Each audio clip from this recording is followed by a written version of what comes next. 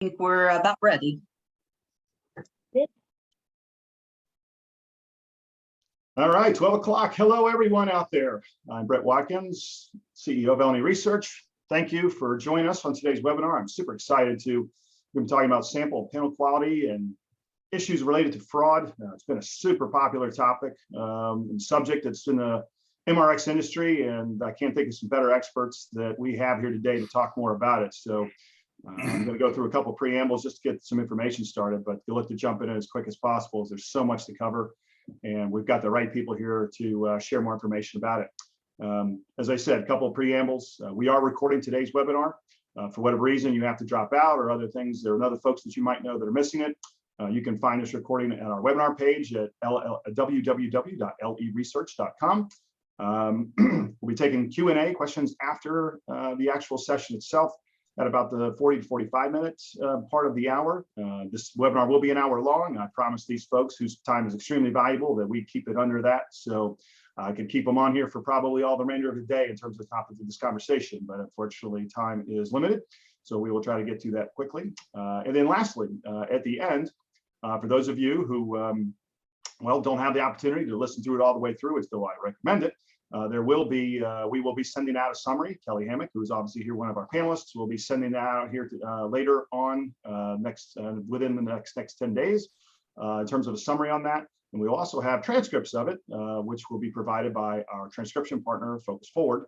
And so thank you to them for, as they always do, to volunteer and provide that information. So in the event, feel free also to share this information and content out there within your networks.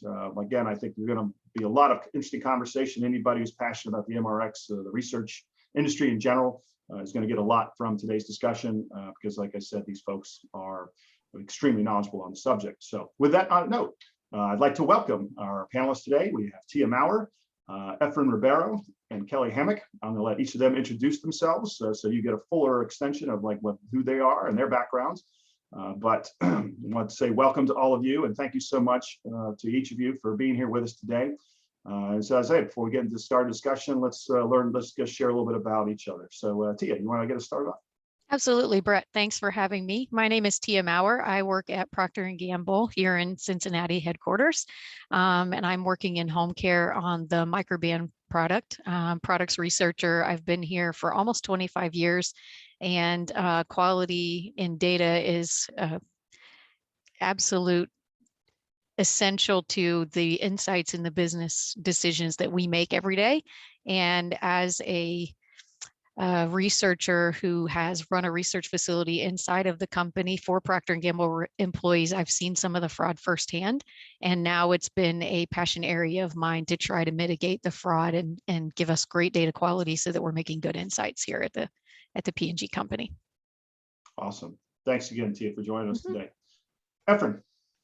Yeah, thanks for inviting me to be a part of this discussion. I spent the first half of my career at doing media research, radio and television. And then the latter part, the last 20 years, I spent it building online panels for TNS, for Ipsos, and for Kantar. And I'm supposedly retired right now, but I still have my foot in some of these activities. And I became part of CASE and have worked with Tia and Mary Beth Weber on this issue of sample quality, which was always dear to me during the years that I was building panels. Great. Efren, thanks again for joining us today. Look forward to getting into this discussion with you. And last but not least, Kelly Hammock, our Client Solutions Manager. Say hello out there, Kelly. Hello out there, Kelly. So hi, audience. I am Kelly. I work for LNE, and my career has really focused on the qualitative side of research. I really worked my way from the ground up. So starting with recruitment, going into project management, dabbling in database development and programming.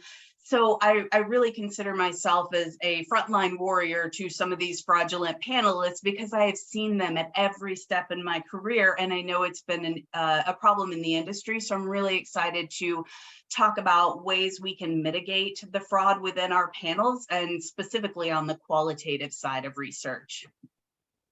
Awesome. I know, Kelly, you're doing a lot of great things for us out there and helping clients solve those problems, as well as getting the research design, which is something we're going to talk a little bit about today, as well as how it's helping address some of that fraud design. One of the things I want to share with our audience real quick too, feel free to use our chat functionality over there. You can chat individually directly with us, or you can also chat amongst yourselves, share your information, share your LinkedIn profile. So feel free to have a conversation out there. As I said, we're going to be answering questions at the end of this discussion. So feel free to put those in there. We have our folks that are keeping an eye on those, and I'll address those obviously once we get a little closer to that period of time. Where I started the conversation off today is interesting because TI obviously noticed that you posted CASE, the Coalition for Advancing Sampling Excellence. I thought it might be a really good place maybe to start. Talk a little bit about CASE and what you all been doing. So Mary Beth Weber is the founder of CASE, so she's going to speak to it better than everybody else. However, she kind of is a broker of sorts, and she knows the right people to get on board at the right time. And so she pulled me into, when she saw data quality presentation that I made, I believe at IIEX, probably in 2018, maybe it was. She met me in the hallway and said, you know, I'm working on this coalition for advancing sampling excellence and really getting to good data quality to give us good insights. And I think that you would be kind of a key person who has a passion in this area that should join CASE. And so she's formed this, you know, this CASE for Quality website as well, with a lot of tips and pointers and past presentations that we've given at Quirks, at IIEX, at some of the, you know, MRMW conferences. And she's pulled effort into the mix, and also Carrie Campbell, who's now working at Ketchum. And we've put together this coalition for doing research on research and really understanding how to get better data quality so that we can get better insights ultimately. Interesting. So it's been about a 4-year effort, and that kind of leads real well into, which is what I know you and Efren both have been working towards, which, you know, first piece is fraud, right? So a commonly used term. And it's interesting because despite the fact that I look at fraud as a relatively easy term to understand, it has a lot of layers, I know, in our industry. So which one of you would like to start talking a little bit more about that? And, like, for example, what's been going on with CASE, and as far as how you would describe fraud? I can do that. It's true that fraud is kind of a broad topic, and lots of things can come under that.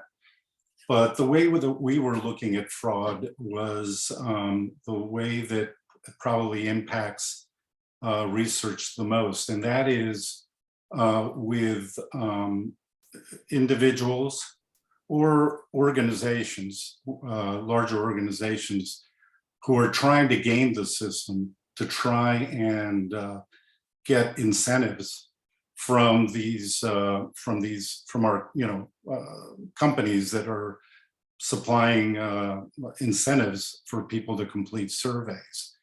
And this problem has been around since the beginning, since the creation of online research. And part of that is because at that moment, the whole incentive process became digitized. Many companies, you know, said, boy, this is a great way to give incentives versus, you know, sending checks. And what they didn't realize at the beginning was that kind of opens the door for anyone to get access to that. That, in combination with no respondent validation, meaning that respondents, anybody can join a panel. Everybody, I'm sure, that's listening is on a panel, and you can sign up for that panel 10 different times. It just opens the door to this type of fraud. So we're looking at that specific fraud. We're probably not talking about the guy who signs up 2 accounts, you know, one for his son and one for himself to get some extra beer money, because that's probably a little more difficult to catch. But we're talking about people who actually spend time creating, you know, 10 accounts, 15 accounts to really leverage their ability to gain money through the system. Yeah.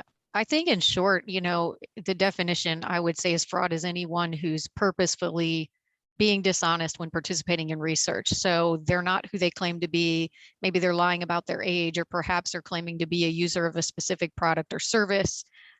Does anybody want liars in their research? Since we're making, million and billion dollar business decisions here at P&G, I don't. Sometimes they create fictitious accounts. They pose as someone else because they don't reside in the country where the research is taking place. They're just interested in doing the research to get the incentives being offered, as Efren had alluded to here.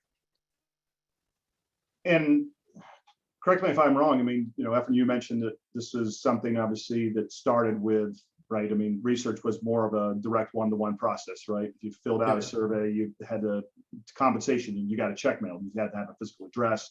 The digitization process makes complete sense as like we've gone to this more electronic culture. Have you seen this increase, or have there been trends in this? Is it getting better? Is it getting worse? Well, I think the problem, this is the reason why we decided we wanted to do this research. The reality is, over the last 22 years, since the beginning of online research, this problem has existed. There's been little or no research done on this problem. So has it gotten better or worse?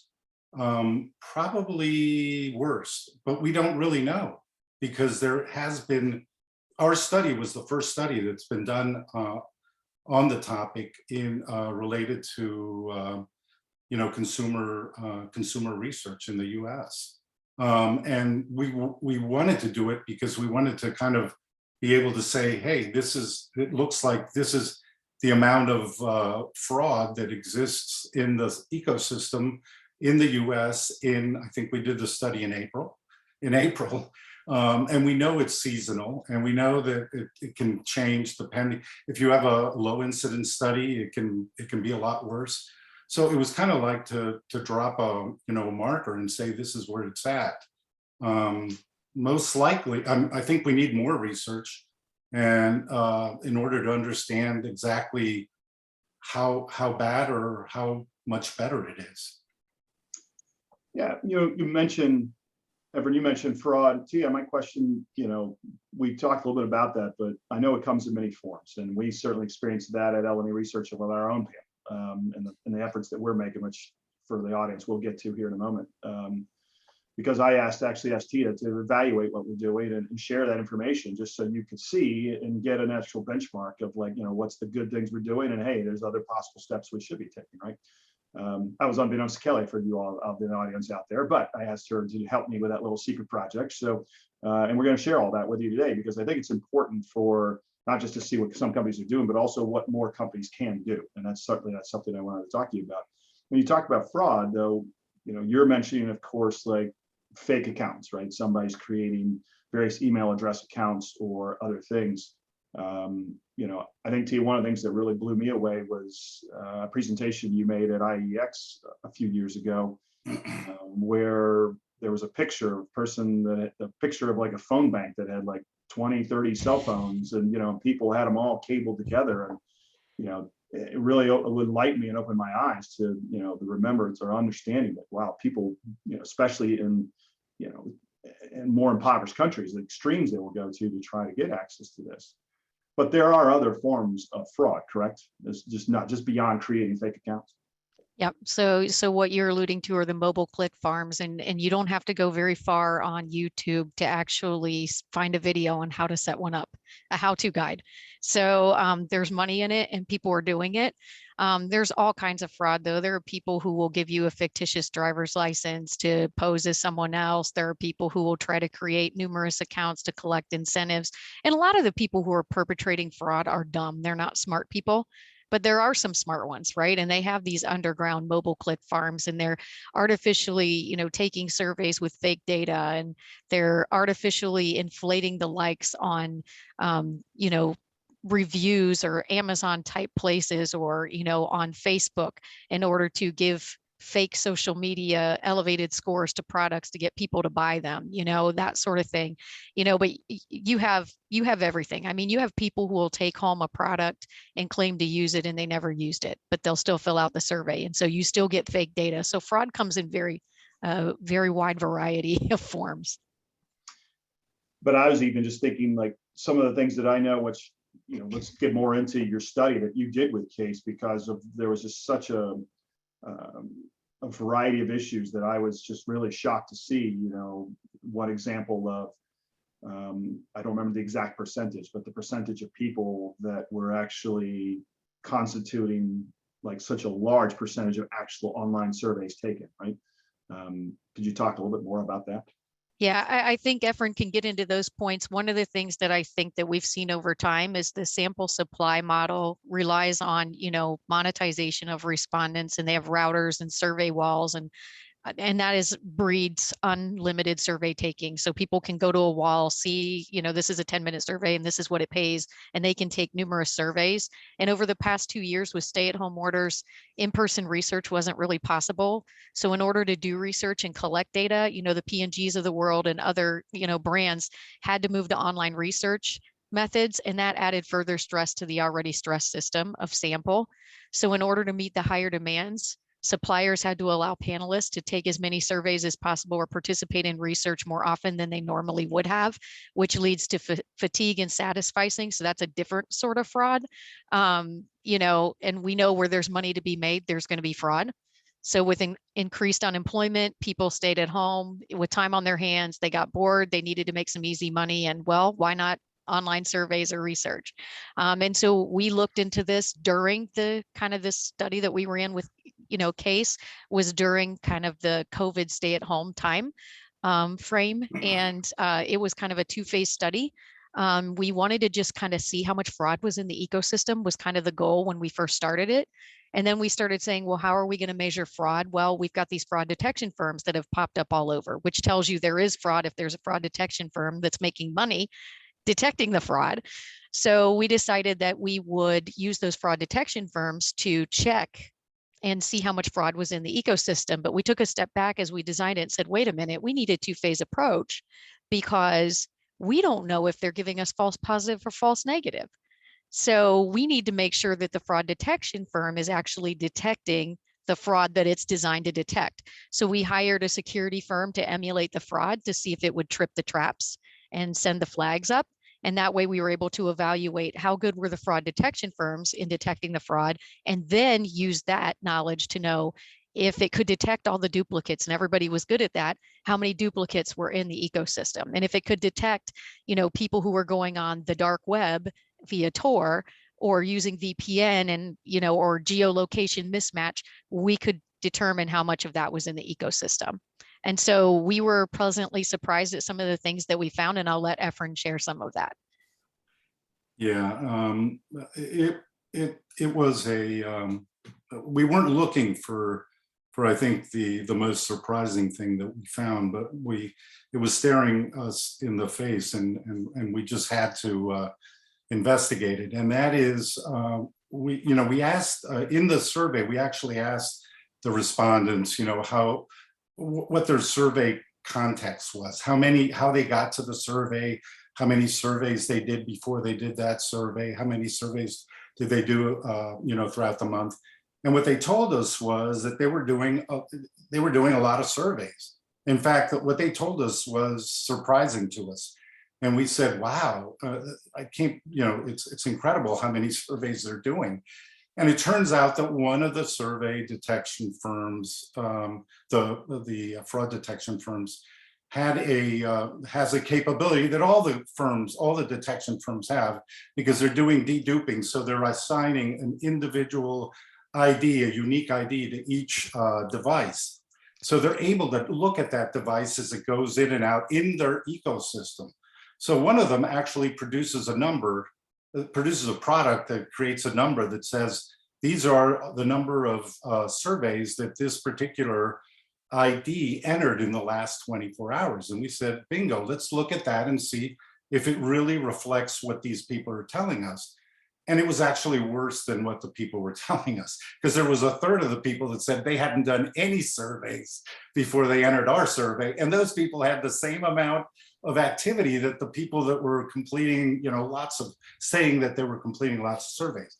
So what this data told us was that across those 8 firms that participated in our study, and there were suppliers, different type of suppliers. They were all participated blind. They didn't know that we were doing this study. What it turned out was that on average, and this is within the ecosystem of this particular company, so it's probably greater, the average amount of surveys that the respondents in our study had entered into prior to coming into ours within the last 24 hours was 21.5. And there were people, there were devices, let's call them devices, that had entered into 200.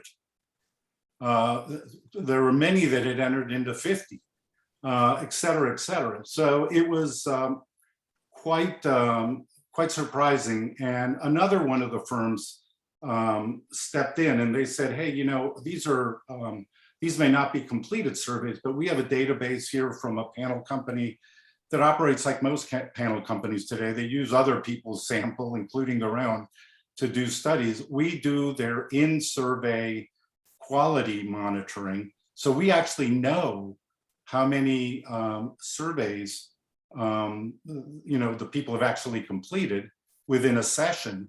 And so they gave us 2 months worth of data of that. And that kind of conclusively proved that that these respondents are doing, multiple surveys, 10, 20 surveys.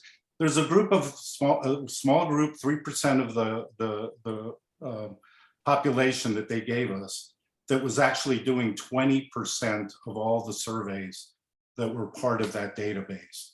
And they were a group of people that were doing 21 or more surveys per session.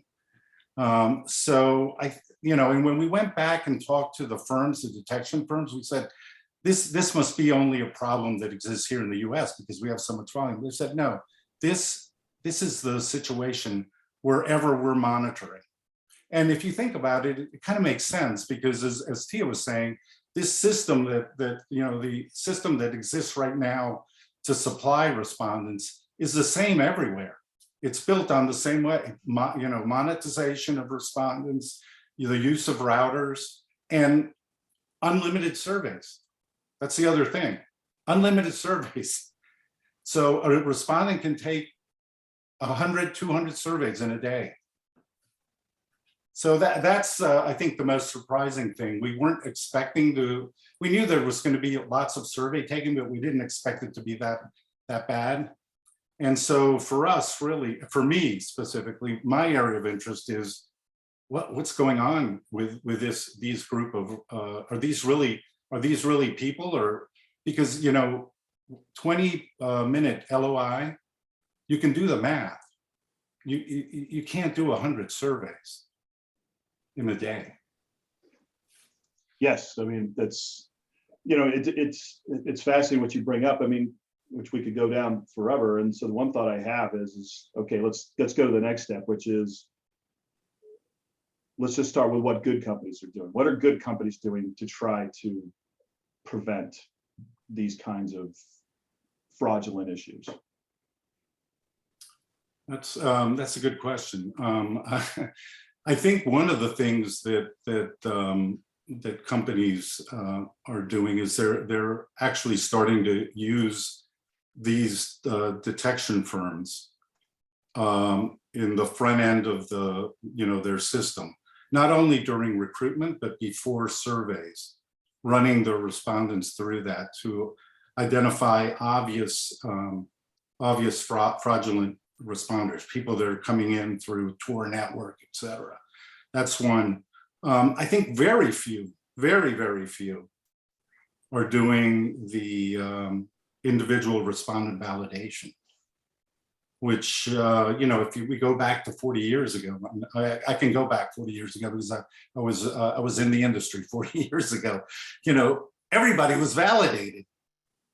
Everybody was validated. You called up a phone, you knew who you were calling up, or you knew who you were recruiting because you sent them.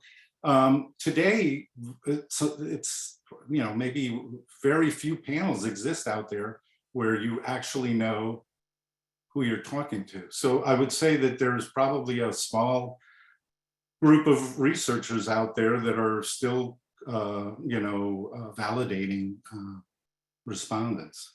So those are two there. I'm sure Tia can come up with a couple more there. Yeah, I mean, Tia, that's a really good question because, of course, from a brand perspective, you obviously are balancing the equation between data quality and, of course, budget, and knowing the validation piece is obviously an opportunity there, but also just an additional cost that goes in. What are some other good steps that you've seen that good companies are taking? Yeah, I think I always provide feedback to the companies that I use. If I go through my data set and I find certain people with certain IDs or whatever aren't, on a quantitative level, at least I do it qualitatively as well. I give them feedback like, hey, these people gave me garbage data, or this wasn't my target audience, or this person was disengaged during my focus group discussion, or I don't think this really was a user. Maybe our screener isn't exactly right. Or, this person may have, I call it running the screener. They may have, purposely fibbed to get into the study. And if we're not giving that feedback back to the suppliers, they can't fix it. So just stripping the people out of the data and going on as if nothing is wrong doesn't give the feedback, close that feedback loop with the supplier to get the supplier to try to think, what can I do? Or should I quarantine these folks? Or should I give them a warning or whatever? The other thing that I see is sometimes if somebody gives you really, really, really good feedback, I also report that back and say, could you please let that panelist know that their feedback was super helpful because they wrote a paragraph or they, did whatever, they went above and beyond in the homework assignment, or, I want to show that they're valuable. And even if that means giving them a little extra money, then maybe we should do that to encourage them that they went above and beyond. They should be incentivized a little bit better, right? So I think there's some of those things as well. Now, what a good company would do with that information, and I think we could all agree on, at least the ones us who are on the panel, is that if you receive that information and somebody tells you that these 10 respondents gave you garbage and it was useless, maybe a supplier would put those people on a watch list and eventually eliminate them because they're providing bad information. But I actually don't think that is a practice. Anybody practices that in today's environment, because if you think about it, the way these respondent supply companies work is for every complete, the cash register rings, and not all end clients are like Tia, who are scrupulously looking at the data and making sure it's correct. In fact, there's a lot of clients that don't even look at that; they just accept it.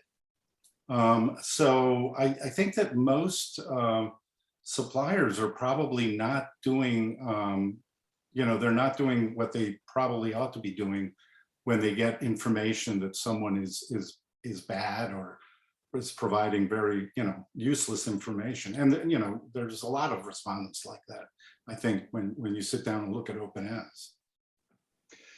Well, Kelly, this is, you've been sitting there quietly, obviously absorbing all this in.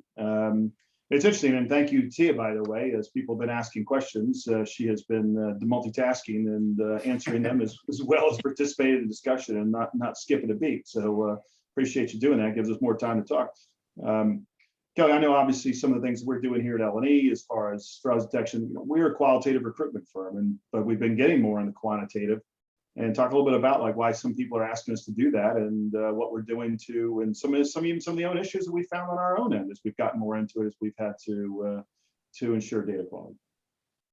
Yeah, so I think, to Efren's point that he mentioned a couple of minutes ago that I wanted to address is looking at suppliers and how we can communicate, these blacklisted panelists, which I know on the qualitative side, I've done before. If you had a couple of firms working together to complete one project for a client, if I saw a red flag person come up, perhaps I had seen them before. And this is thinking back to a little bit of the pre-online research days, more of in-facility days, we would always share that. So I might reach out to the other supplier and give them a heads up, like, hey, we kind of know this person is fraudulent. We've experienced them in the past.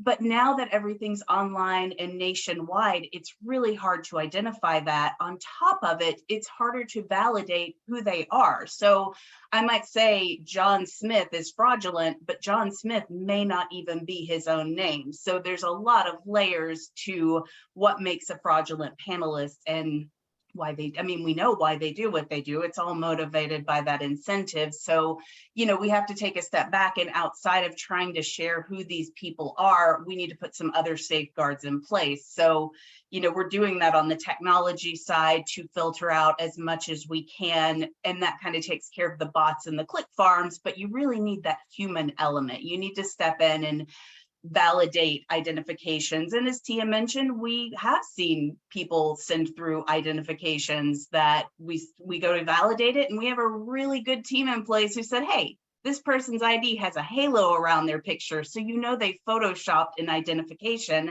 to get a $10 incentive, which really doesn't seem worth it, but to them it is. So we're also doing, you know, trying to be a little more forceful when we identify these people and letting them know that we're on to them, and hopefully it'll essentially mitigate some of this behavior. But we are, you know, kind of to your original point, Brett, we're seeing a few more requests to get quantitative collection, because I know that in the quantitative space, this is a bigger issue. Qualitative, it's a little easier to validate. You've got smaller sample sizes.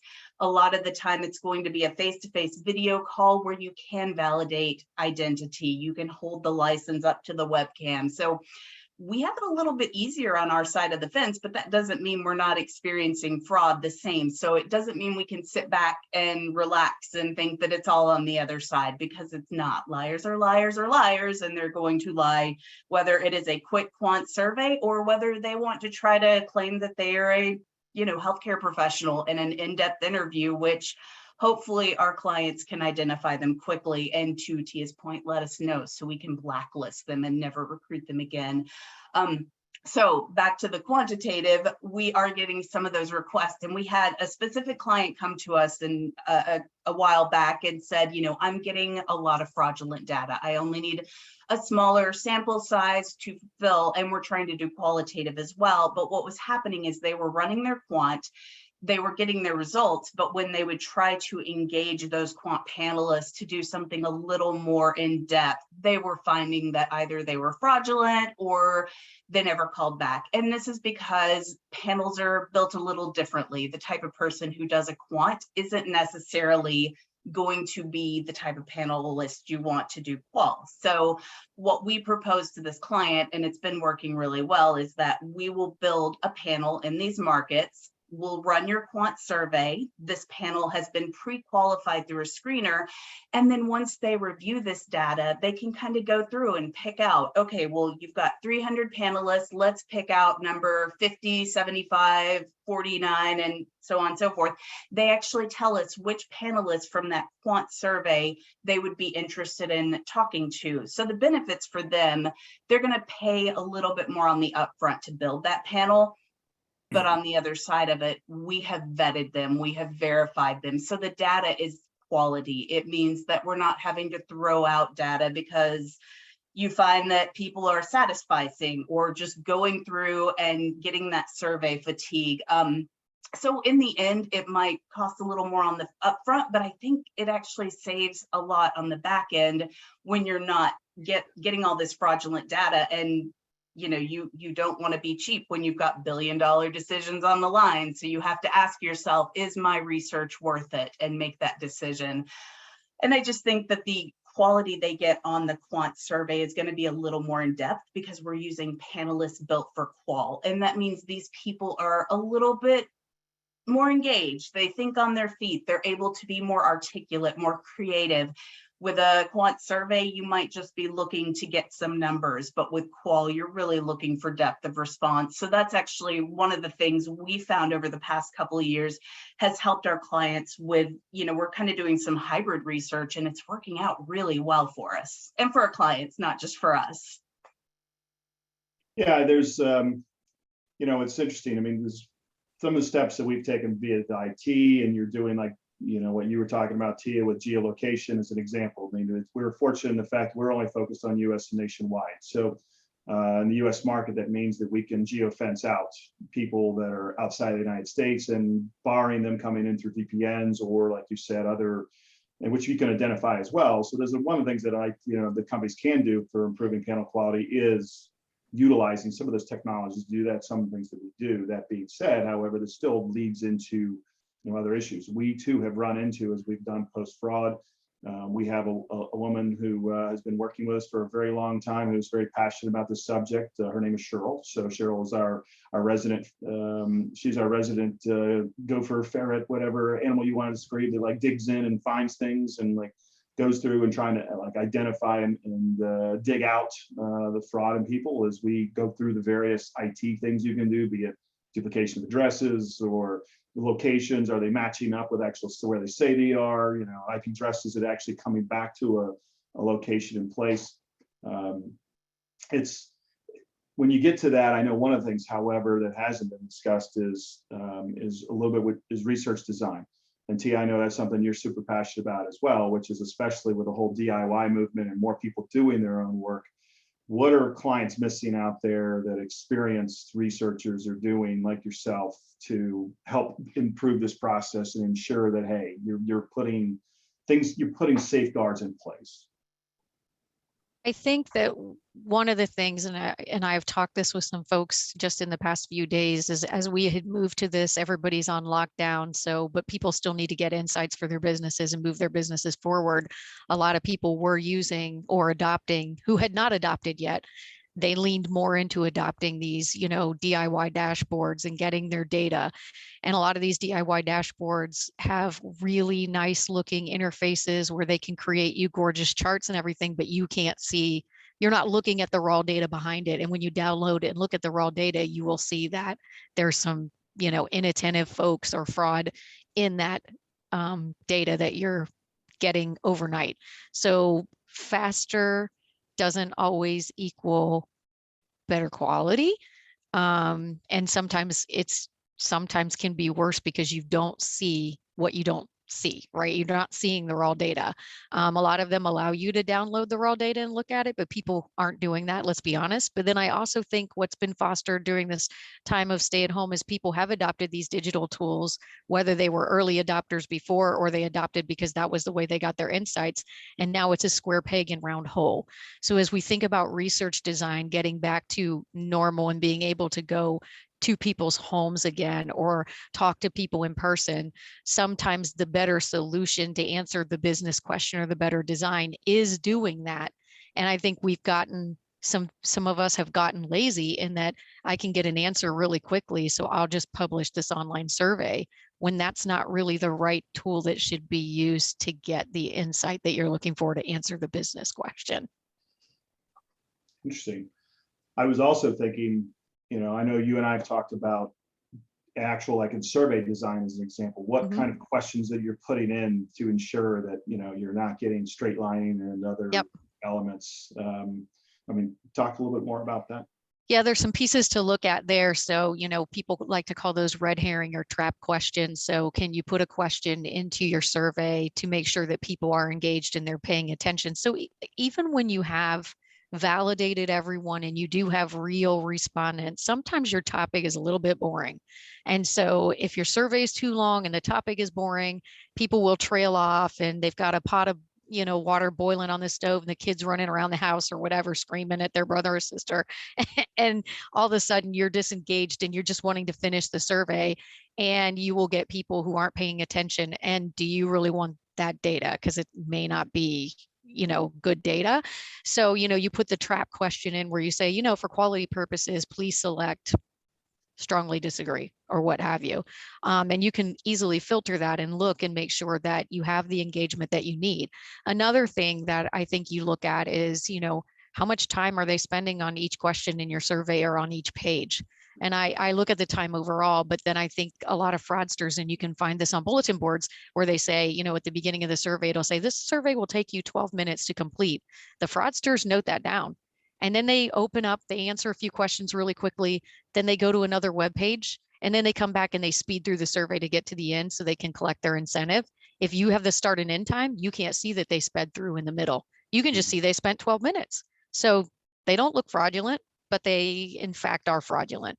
The open ends, when you're looking at the open ends, they'll say, this is a great product, or they'll give you some really vague something or other in an open end. And I will say the people who do lie to qualify will forget what they lie about. So sometimes I will ask them, you know, for their age at the beginning, and they think that's a demographic question. Then I'll ask them for the year of birth at the end, and they got 10 years older. And I know my survey didn't take them 10 years to complete, although there are some long surveys out there. So, you know, you look at some of those things, and when they mismatch, you know what's going on. I had a kid who was trying to take a survey in order to get points because his video game, I guess he ran out of Pac-Mans or something, and he needed to power up and get a, you know, a new Pac-Man, for lack of better words. And so he answered, and I had a concept that was an alcohol product. It was like the Capri Sun alcohol things that are out there. You stick the straw in and drink them. They're frozen cocktails. And he lied and said that he was, you know, 22 or 23. But when he got to that point of the survey and looked at the concept, and I asked what you like about the concept, he said, I'm only 13 and I'm trying to get points for a game. I'm not eligible to drink. So he forgot that he lied to get into the survey. So it's just different things like that, that you look for patterns to try to understand, you know, is this a valid respondent or not?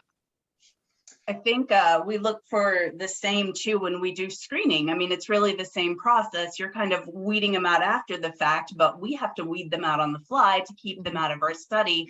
So when I build screeners, I really like to hide the target. You know, if you don't just start with, do you eat at this restaurant this many times a week? Because they're going to say, yeah, I absolutely do. And that's not how you get there. So you really need to know how to build a proper survey, both for your quantitative work, but also just to screen participants to make sure you're finding the right audience.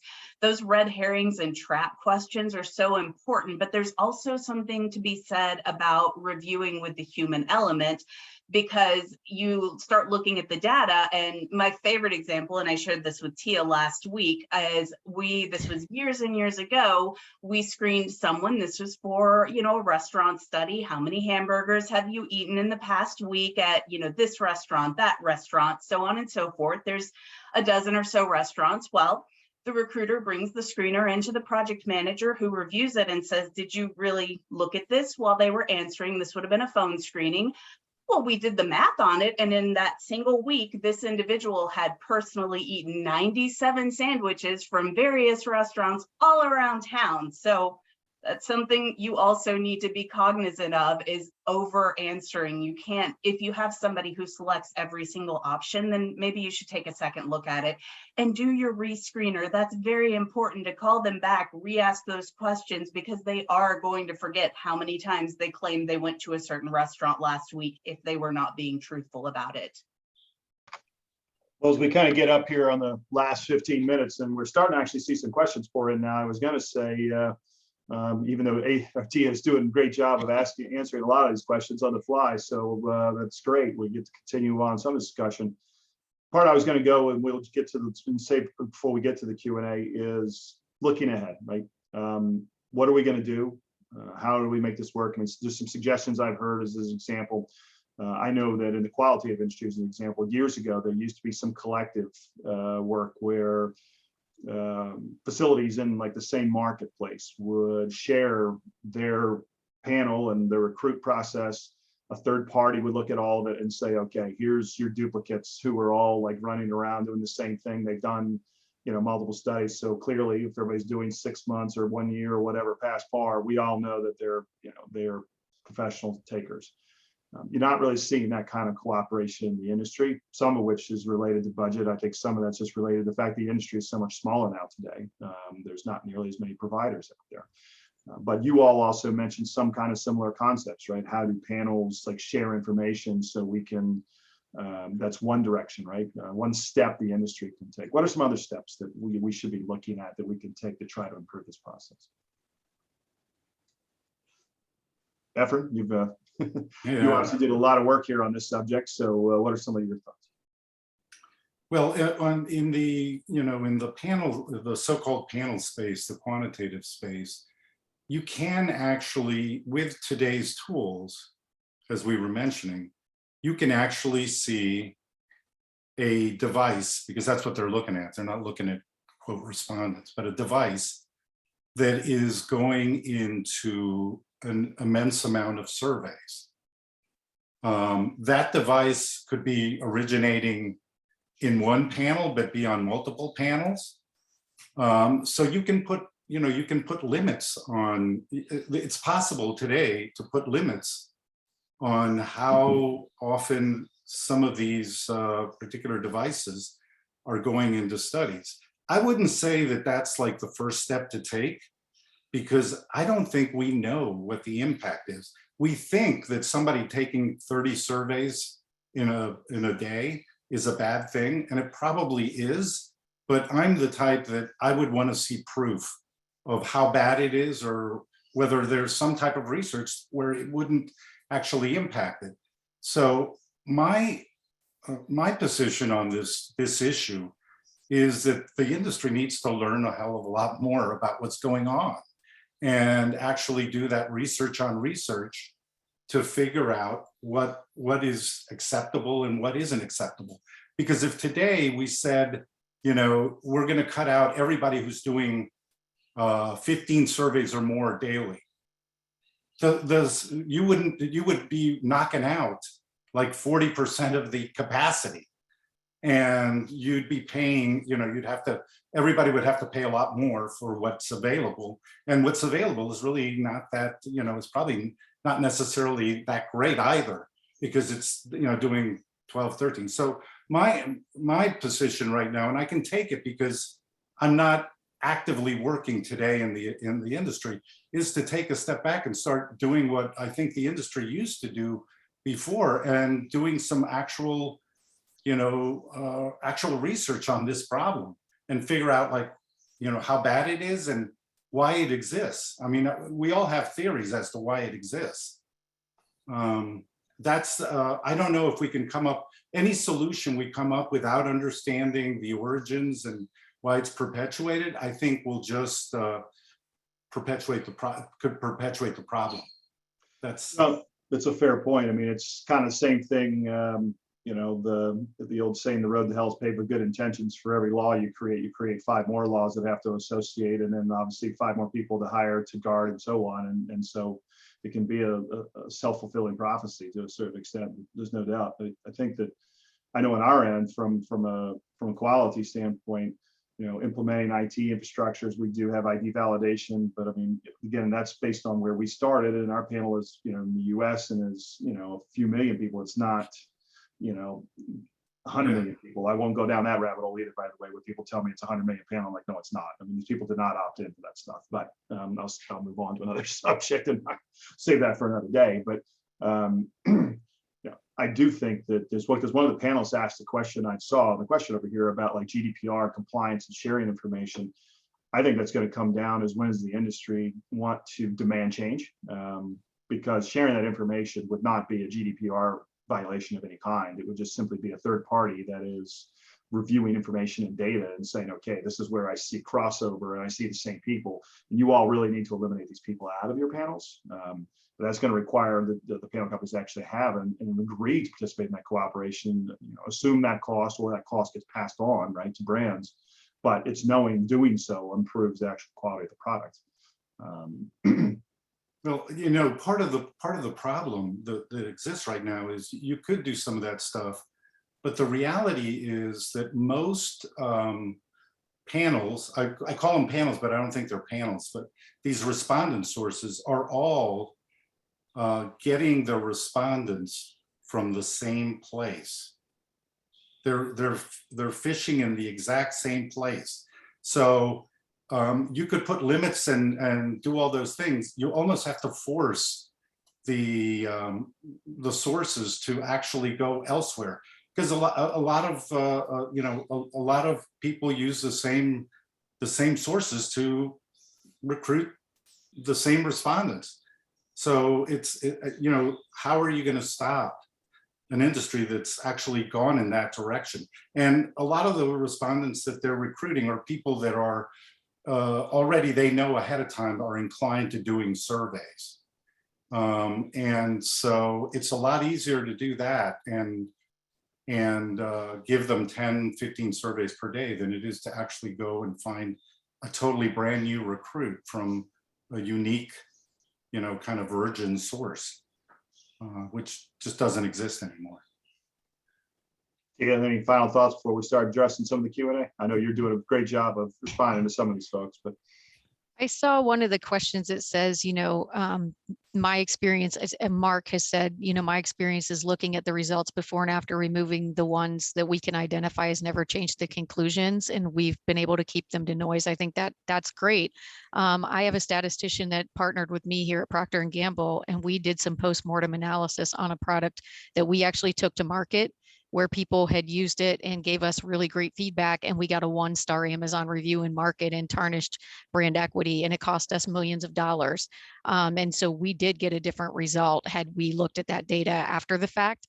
And then we also went back to one of our hair care studies and we reanalyzed it. So after we shared the oral care study data with our management, our senior manager said, would you go back and look at this hair care study, the shampoo study, and tell us what you think of that? And we saw different results on that one as well versus what we leaned forward on market. And so we know that with COVID and the lockdowns and everything, the fraud has gotten more and more and more prevalent in the research. And so while you may be keeping the noise out right now and getting what you think are the right conclusions, I will tell you P&G has gotten the wrong conclusions more than once. And with it the signal getting larger and larger pretty soon, you're not going to be so lucky and you're going to have those problems. We also run the risk of a lot of our studies are product related studies. So we're placing product with people. So we're spending a lot of time and a lot of money to secure that product or make that product, pack that product and send it out to consumers. And it's weeks and months of upfront time, only to find out that we have to cut 20% of the panel data. You can't just get that back overnight by saying replace these people. It's another, 2-3 months of clearances and sending that out and waiting on the data. And our business decisions can't wait on that. So we're trying to fix it on the front side, partially for that reason now. Which begs the question though, so from a supplier side, what you're seeing being done today, we didn't really get into as much the steps that we're taking here at L&E. I mean, again, we have the advantage of being more in the qualitative sector, where our costs are a little higher because of the way we do things, but we have the validations, the steps that are doing it. But what are some other steps that, you're looking at? Okay, you mentioned obviously in the brand side, obviously supplier side has responsibility in this as well. One of the things that I think that, when I look at from a supplier side back to brands that I've mentioned many times is how do we make this more engaging and enticing for consumers to where we get more consumers that want to do it, as opposed to people that are just seen as an economic opportunity. How do we actually make this more of a process to where people feel a part of this, right? The number one feedback we always get from participants in face-to-face is, I was so happy to do it. I felt like my opinion counted and they really valued what I was saying. But we somehow never are able to connect that back to like, okay, this is the impact that your data had, which they only see. And we've gotten feedback and doing our own research for how we can improve our engagement, our relationship with our panelists is, it'd be really nice to know, like, what happened with that research? Did they? Yep.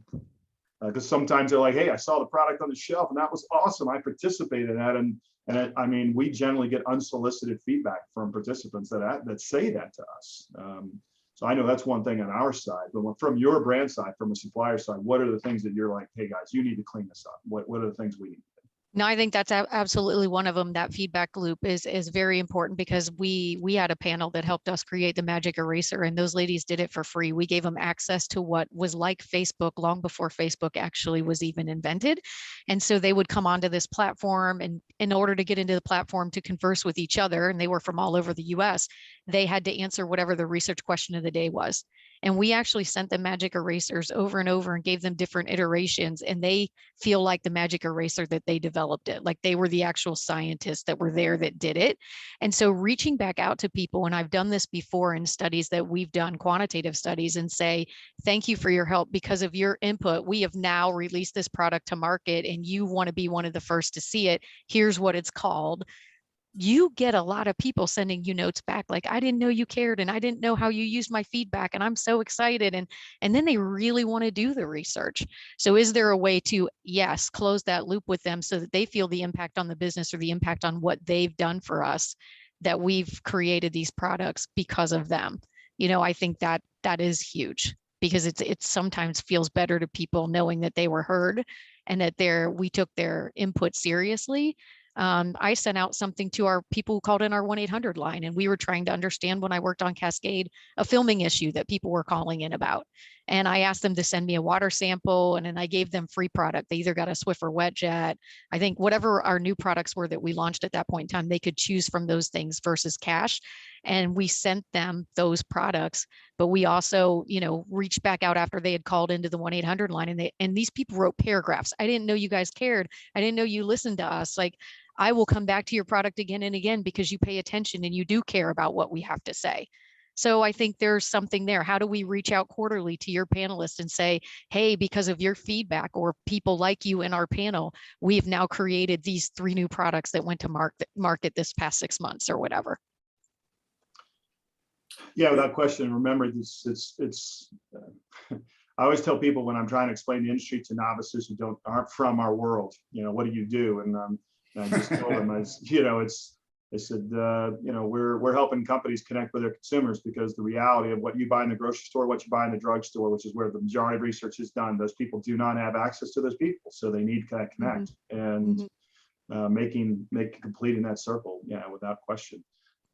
We see a few other questions here that I'm going to leave out. There's a couple of things I wanted to address though here was in our last couple of minutes. And the first thought was, Tia and Evan, I know obviously with your study with CASE, has that been published? And is that information that can be shared out with the audience, that they can read that on their own if they so choose? We presented the results, really top line results, at the Insights Association in February. And I believe that you can go to the Insights Association and download the top line results. We've also produced an internal deck for the brands who sponsored the research. That hasn't been made available, but there's a lot more, as you could imagine, there's a lot more detail than just the stuff that we publish. And I think that to get access to that is probably the best way to do that is, if you're a brand and you're interested in this topic, is to become part of CASE, help us to conduct this type of research that we just did. And you can, if you can support doing some of this research, you can get access to the results. So that's what I would say. Right now, we have not published it, formally in a journal, and part of that is because all 4 of us are doing this in a pro bono fashion. Even though I'm retired, I do a lot of other things on the side, and Tia has a real job, Mary Beth has a real job, and Carrie has a real job. So we just don't have the bandwidth to produce the type of report that probably we should be doing. The other thing I wanted to say right before this thing ends is I've looked at some of the questions that people are putting up on the chat. They're great points. And what I will offer to do is when this thing is complete, I'll also go through these. I can't talk and type at the same time like Tia can. I'll go through these and answer specifically these questions, because some of these get to the root of the point, and there's some great suggestions on how to potentially start to correct the situation. That would be awesome. Thanks, Efren. I think that, Tia, go ahead. I think Mary Beth has posted the link as well for caseforquality.com, and that has the resources for the presentations, but it also has resources for the questions. Somebody had asked in the question and answer, and I didn't get to answer it. What questions should we be asking our supplier? And I believe Efren authored a paper that we put in there that said, these are the questions you need to ask your suppliers. So yeah, those were the fraud questions. Yep. I think the other area, SOMAR has now, I think what's grown to be from 27 to 38 questions now, I think. And those questions are fantastic questions, but I think the intent of those questions for end clients is so that you can actually have a good dialogue with your providers. It's not like it's not a marketing piece. You really need to look at that and understand what a supplier is telling you when they say they use a router and they have no limits on how many surveys somebody can take. It's, what they're telling you is they're being transparent. They're telling you that there's, that people are going to take lots of surveys. So you need to use those questions in a way that creates a dialogue. Yeah, that's, it's a great point, Efren, which is, I've had this conversation with clients before, which is, when you look at and they ask questions about quality and such, I always say, the industry really needs to get more curious about how the sausage gets made. So,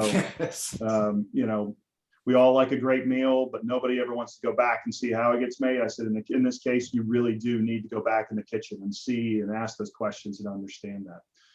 One other thing too that just came to mind to you, I know that EMI out of Cincinnati did a study.